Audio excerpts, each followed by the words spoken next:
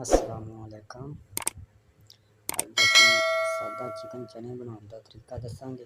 ठीक है, 2 टमाटर, 3 प्याज, लसन, अदरक, उपले चनिया की प्याली ते अद्धा किलो चिकन लिया असीं।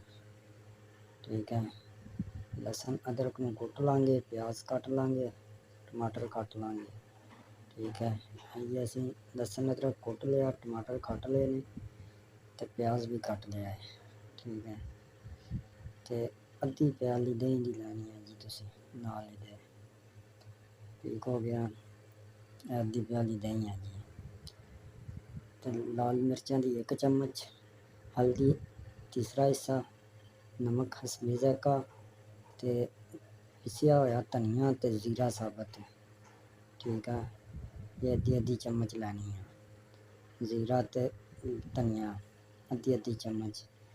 2 वड्डे चम्मच खाण वाले जिहदे नाल खाना पाईदा वो असीं ऑयल पा लिया है। तो प्याज हम फ्राई करन लगे हैं, भुनन लगे हैं प्याज़ां नूं असीं। ठीक है, प्याज साडे भुज रहे हैं जी। प्याज़ां नूं भुनन तो बाद असीं इहदे च अदरक दा जिहड़ा अदरक कुटिया सीगा, अदरक ते लसन इकट्ठा ही कुटिया सी वो पावांगे असीं इहदे च। ठीक है,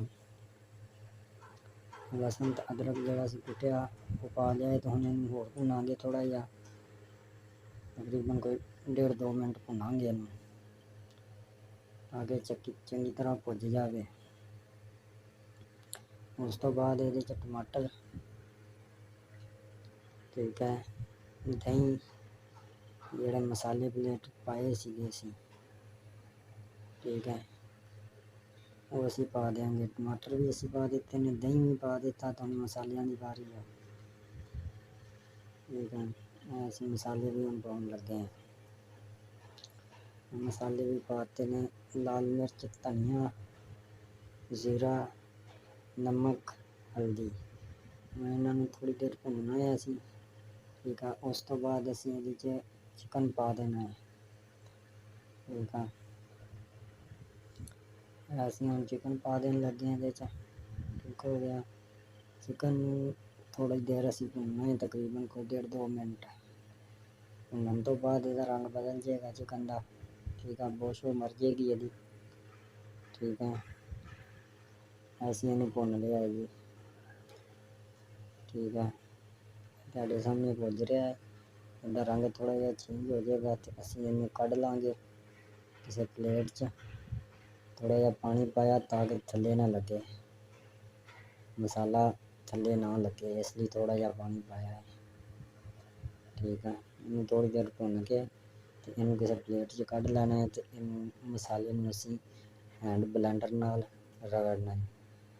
ठीक है, ये असीं इहदे चों चिकन कढ लिया है।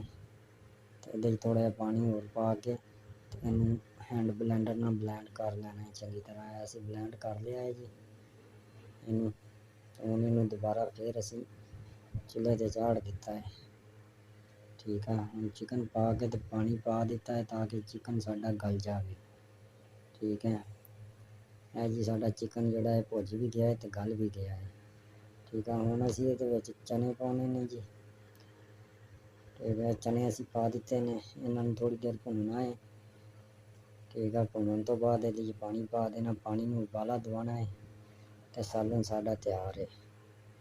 ठीक है, इह देख सकदे हो कि भुज गए ने साडे, चिकन भी भुज गया, चने भी भुज गए ने। 4 मिर्चां हरियां लाजमी पाउणियां ने भुनन लग्गिआं। ठीक है, ਇਹ ਤੁਸੀਂ ਵੇਖ ਸਕਦੇ ਹੋ कि पानी पा दिता है ਇਹਦੇ 'ਚ। सालन साडा तैयार हो गया, ਤੁਸੀਂ ਵੇਖ ਸਕਦੇ ਹੋ। शक्ल भी माशाअल्लाह प्यारी आई है।